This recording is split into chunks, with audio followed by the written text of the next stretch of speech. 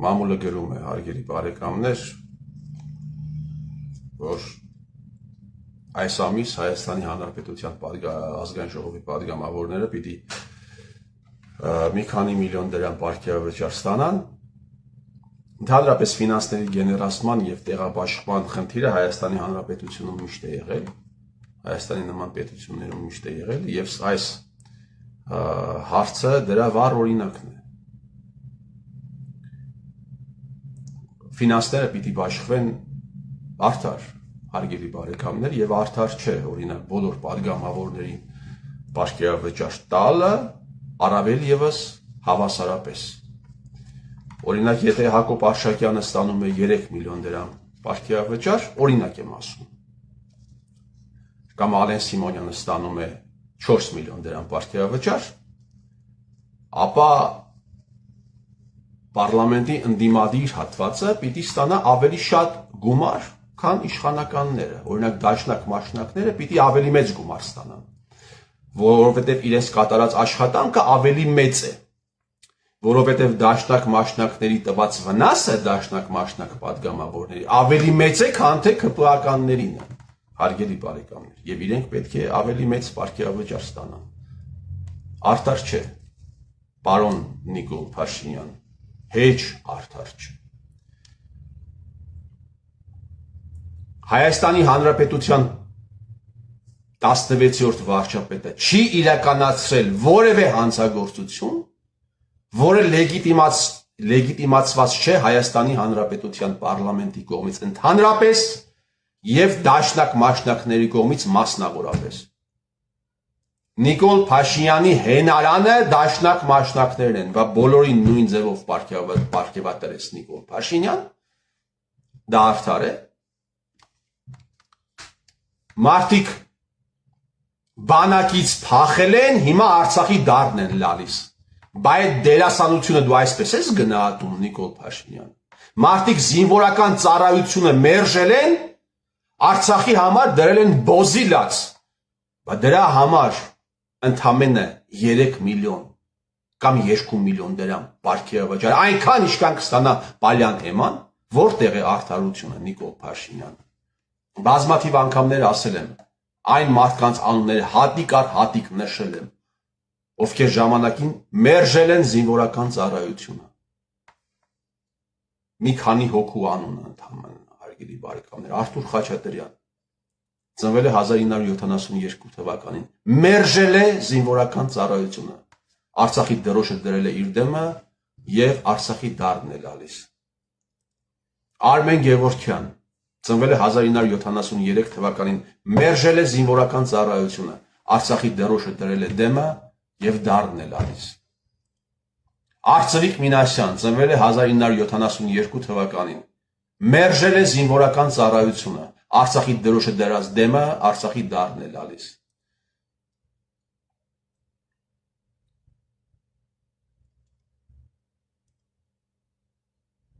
Իշխան Սաղաթելյան, 82 թիվ,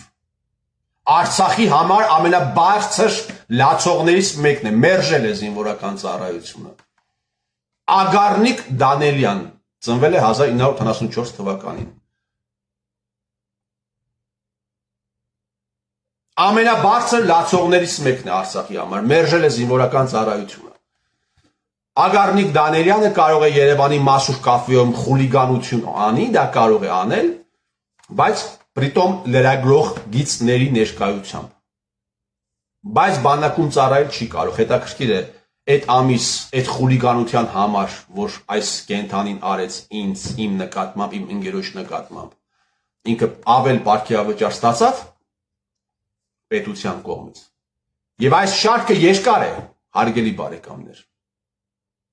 Այս մարդկանց դեմը դրել են հարցեր, այս հարցը կտաս, այս հարցը չես տա, բայց կխաղաս ընդդիմադիր։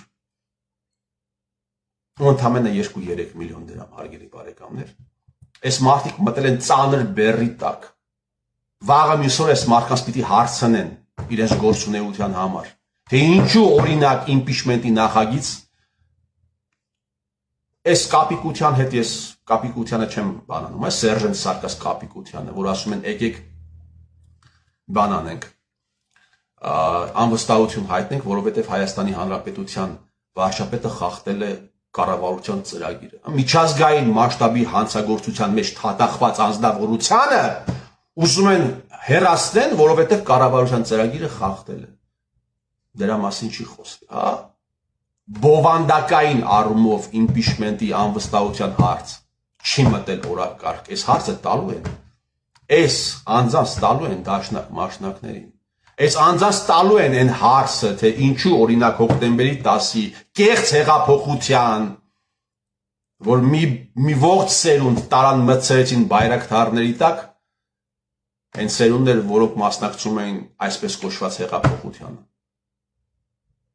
Ու մի խոսքով այս հանցագործությունների մասին չեմ խոսում։ Հայաստանի Հանրապետության տարածքում պատանդարության մեջ գտնվող հայրավոր զինվորականների հարցը չի բարձրացվել պարլամենտում։ Պաշտպանության նախարարությունը գտնվում է, կառավարությունը առհասարակ գտնվում է ուղիղ ստուգման տակ վերահսկողության, հետևապես ստուգման տակ պարլամենտի։ Սրանց ստուգման տակ է գտնվում, սրանք չպիտի առաջնորդվեին կուսակցական ադմինիստրատիվ, այլ պիտի առաջնորդվեին խիղճով եւ համոզմունքներով, խիղճ ու համոզմունք չունեն սրանք, ինչով ոնց առաջնորդվեն։ Սրանց խիղճը դոլարն է ու եվրոն։ Եվ քանի որ սրանց խիղճը դոլարն ու եվրոն է, պիտի շատ տաս Նիկոլ Փաշինյան, սրանց որպեսզի իրենք կշտանան, 3 միլիոնով չեն կշտանան Նիկոլ Փաշինյան։ Ոնց կշտանան, մի ցելի երկիր ժողովրդական ոսկեղենիկ հայերենով ասած մի ցելի երկիր վարի եք տվել, ձերքի տված։ Ոնց իրենք այդ 3 միլիոնով չի լինի, չէ, արդար չի, պարոն Նիկոլ, հեչ արդար չի։ Եթե վաղը մյուս օրը Մեյր Գրիգորյանը կամ Տիգրան Խաչատրյանը պիտի ասեն, մենք անում ենք, թող պարլամենտն էլ մեր ձեռից բռներ, կամ մենք արել ենք այն, ինչ մեզ ասել են Նիկոլ Փաշինյանը, բայց սրանք ինչ պիտի ասեն իրենց լռության համար, հա։ Պարոն Սերժ Սարգսյան, սովորական բլոգերին, սովորական վերլուծաբանին միլիոնի չափ աշխատավարձ ես տալիս ամսեկան, հələ չեմ ասում են թոփ վերլուծաբաններից, թոփ խմբագիրներից, ովքեր հայրենասեր են խաղում, թոփ լրագրողներից, ովքեր հայրենասեր են խաղում, բայց սրանք ու այդ քոլ բաները վերլուծաբանները պիտի նույն աշխատավարձը ստանան, օրենքի առաջ պատասխանատվություն պիտի կրեն այս անձինք։ Ես առաջարկում եմ դաշնակ մասնակներին պիկետ անել այս ամենի հետ կապված, այս անարդարության հետ կապված, եւ դա կլինի շատ արդար։ Միգուցե ես էլ միանամ ձեր պիկետին։ Նույն իրավիճակը նաեւ պատիվ ունեմում է, հարգելի բարեկամներ։ Պատիվ ունեմի մեջ մի անձնավորություն կա, շատ զավեշտալի, այն որ ապլոմբով է խոսում, այն որ մի քիչ ինքը շատ ծիծաղելի պերսոնաժ է, Սերժի Սանիկն է։ Բանակում չի ծառայել հերիք չի, մի հատ էլ քրեական գործով է անցել բանակից թախնելու համար։ Գիտեք ինչպես է դարդ անում Արցախի համար այդտեղ են, այ մարդ, ինչպես է դարդ անում։ Բայց Սանիկն էլ այդքան փող ստանա, Հակոբ Արշակյանն էլ, հարգելի բարեկամներ, դեպի կարծում եմ Սանիկը հավելավճարներ կստանա նաև Սերժի կողմից։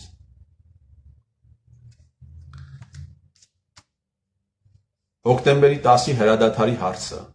Խաչատրյան Արթուր, պարլամենտում ինչու չի բարձրացվել։ Դիրքերի հարցը, գիտես որ դիրքերի մասին է խոսքը, Սև լճի հատվածի, որտեղ փաստացի հայ դիրքապահները փաստացի գտնվում են, հարյուրավոր հայ դիրքապահներ փաստացի գտնվում են պատանդարության մեջ, այդ հարցը պարլամենտում ինչու չի բարձրացվել։ Կեղծ հեղափոխությունը։ Ամեն անգամ ռեալ հնարավորություն լինելուց հետո կամ առաջ պարլամենտում Արցախում դավադրության ժամանակ հրադադարի ռեալ հնարավորությունից հետո կամ առաջ հայկական զինված ուժերը խոցել են ադրբեջանական բնակելի թաղամասեր։ Այս հարցը տվել եք Օնիկ Գասպարյանին։ Ինչու չեք կանչել Օնիկ Գասպարյանին պարլամենտ։ Գառնիկ Դանիելյան։ Քեզ հարց է տալիս լրագրողը, ասում է Համբարձումյան Արթուրը այս հարցերն է բարձրացնում, դուք ինչու չեք տալիս, ձեզ է բարձրացնում։ Ասում են դե մենք որտեղ պիտի բարձրացնենք, ձեր գոմում պիտի բարձրացնես Գառնիկ Դանիելյան, որտեղ պիտի բարձրացնես։ 2024 թվական այս տահակներն են, հարգելի բարեկամներ, Նիկոլի Հենարանը։ Այս տահակներն են, իմացեք, ձեր թշնամիներին իմացեք։ Արա էլի գնացեք մեռեք, էլի տուն կորցրեք, էլի առողջություն կորցրեք, հարազատներ կորցրեք։ Բայց իմացեք ձեր իրական թշնամիներին եւ թշնամիների հիմքը, այս սրանք են։ Ամեն անգամ, հարգելի բարեկամներ, ռեալ հնարավորությունից հետո կամ առաջ խոցել են Գյանջա քաղաքի բնակելի թաղամասերը։ Այս հարցը տվել եք, Օնիկ Գասպարյանին հարցաքննել եք դուք։ Պարլամենտում դուք այդ հնարավորությունը ունեք, այդ գործիքը ունեք, չեք տվել։ Ինչի դիմաց չեք տվել։ Գոնե լավ վճարել են ձեզ կամ ձեր ջոչերին։ Արցախի հեկերը պատերազմից հետո հեկերը վաճառել են ադրբեջանցիներին, Հայաստանի կառավարությունից կոմպենսացիոն են ստացել։ Գևորգյան Արմենչիկ, Երևանի կեսը պատկերավոր ասած քոնն է։ Այս հարցը տվել ես դու, այս հարցը բարձրացրել ես։ Այդ ստահակների անունները ինչու չի հրապարակվում։ Գնացել ես այս հարցի ետևից, ինչի դիմաց չես գնացել, որ գույքը ձեռքիցը չվերցնեն Գևորգյան Արմենչիկ։ Հա? Շուստրի տեղա ես դու, Գևորգյան Արմեն, շատ շուստրի տեղա։ Ռոբերտ Քոչարյանն էլ ասում է, մենք կգանք շատ հարցեր կպարզաբանվի։ Դու որ եկար Գևորգյան Արմենչիկը քո հետ գալու է։ Այս հարցը բարձրացնելու ես դու, պարոն Ռոբերտ Քոչարյան։ Հեկերի հարցը բարձրացնելու ես։ Դու դաշնակներով պիտի գնաս, օրինակ դաշնակներով պիտի գնաս, ենթադրենք, բանի ընտրությունների ու դաշնակներով գաս իշխանության ու այս հարցի հետևից գնաս հեկերի։ Արցախյան բանկերից փոխառություն են վերցրել, Արցախի տարածքում գտնվող բանկերից, վարկեր են վերցրել, կառավարությունից փոխառություն են վերցրել, կամ առևտրային բանկերից վարկեր են վերցրել։ Այդ վարկերով մարդիկ կառուցել են հեկեր, Արցախյան պատերազմից դավադրությունից հետո հեկերը վաճառել են ադրբեջանցիներին, ստեղից կոմպենսացիոն են ստացել եւ ուշադիր։ Դեկտեմբերին 2023 թվականի այդ վարկերը ժողովրդական լեզվով ասած ամբողջապես ջրվել են։ Իմիջիայլոց եղել են մարդիկ, ովքեր ասում են, պատմեն, որ հեկերը, ասենք, մաս-մաս են վաճառել, ասենք մի մասը տվել են, մյուս մասը հետները տաբան են արել։ Բերել են Հայաստանի ճոր տուրբիններ եւ այլն եւ թանկարժեք մասեր։ Մի հատ այնտեղ են, այսինքն 4 տեղ եղել են մարդիկ, որ 4 տեղ բան են արել, խաբել են։ Հիմա այդ անձանց անունները ինչու չի հրապարակվում, դաշնակ մասնակներ, եւ ինչի դիմաց չի հրապարակվում։ 800 միլիոն դոլար Արցախում տրված են եղել վարկեր, 800 միլիոն դոլար, որի պատասխանատվությունը 70%-ի պատասխանատվությունը ստանձնեց կառավարությունը, հետեւապես քաղաքացիները պիտի վճարեն։ Այն 30%-ն էլ առևտրային վաշխառույական բանկերը դուրս գրեցին, էլի այդ 30%-ի պատասխանատվությունը քաղաքացիներին։ Իրանք տեղը հանելու են քաղաքացիներից։ Հիմա հարց. 10 ամենախոշոր վարկառուների անունների չհրապարակումը կամ այս պահանջի չներկայացումը ինչի հետ է կապված։ Դե չեք խոսում այդ մասին։ Ընդդիմադիր եք խաղում։ Հիմա էլ եկեղեցին եք փրկում դուք։ Ուզում եք եկեղեցին փրկել դուք ձեր հակաքրիստոնեական այս կեցվածքով։ Եթե հետաքրքիր է